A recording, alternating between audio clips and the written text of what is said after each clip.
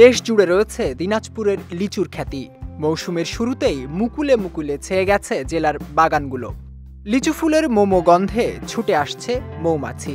এর ফলে একদিকে যেমন হচ্ছে পরাগায়ন, অন্যদিকে দেশের বিভিন্ন প্রান্ত থেকে মধু সংগ্রহে ছুটে আসছেন মৌয়ালরা। জেলা কৃষি সম্প্রসারণ অধিদপ্তরের তথ্যমতে দিনাজপুরে ৫,৪০০ হেক্টর জমিতে রয়েছে লিচুর বাগান।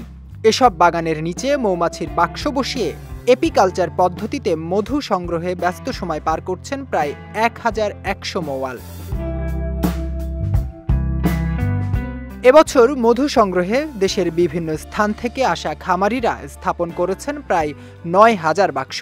আবহাওয়া অনুকূলে থাকলে প্রতি বাক্স থেকে গড়ে ১৫ থেকে ২০ কেজি লিচুর মধু উৎপাদন সম্ভব, যার বর্তমান বাজার মূল্য প্রায় ১০০ কোটি টাকা। দিনাজপুর থেকে প্রতি বছর ১,০০০ কোটি টাকার মধু আহরণ সম্ভব জানিয়ে জেলায় এপিকালচার রিসার্চ সেন্টার স্থাপনের দাবি মৌয়ালদের। এই বছরে যদি আবহাওয়া অনুকূলে থাকে তাহলে পর্যাপ্ত মধু উৎপাদন করা সম্ভব এবং দিনাজপুরের লিচু ফুলের মধু স্বাদ, গন্ধ, রং অতুলনীয়।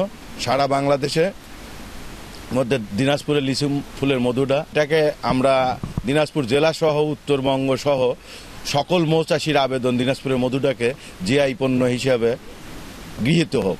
এখান থেকে এবছরে আশানুরূপ ফল পাওয়া যাবে আশা করা যাচ্ছে। দিনাজপুরে এবছর ব্যাপক মুকুলের সমারোহ হয়েছে লিচু বাগানগুলোতে, যার কারণে সারা বাংলাদেশ থেকে ১১০০-এর উপরে মৌ খামার এখানে স্থাপিত হয়েছে, যার মৌ বক্সের সংখ্যা প্রায় ৯,০০০-এর উপরে, এবং আমরা আশা করছি প্রতি বক্স থেকে ১৫ থেকে ২০ কেজি মধু উৎপাদিত হবে।